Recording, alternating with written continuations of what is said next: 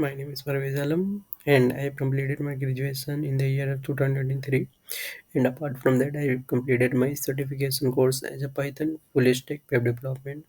So that I was choose to enroll my career into the data analyst field, and I was searching that course for the data analyst profile, so I can not afford that prices of the data analyst. So that I was scrolling the Instagram, so where I see the detail about data analyst profile, so where I can learn the data analyst using Python, SQL, and Excel, and Power BI as well.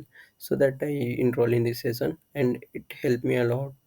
So conclusion is that it helped me a lot to get enroll into data analyst, and also it is very helped me to crack the interview as of now. So thank you so much for this opportunity means it is opportunity to me because of that I cannot able to afford that much of price that is the other sources available for the data analyst. So it is for the affordable and very good for things. So overall experience is that it is good thing. And thank you so much for this, thank you so much for this credential. Thank you so much.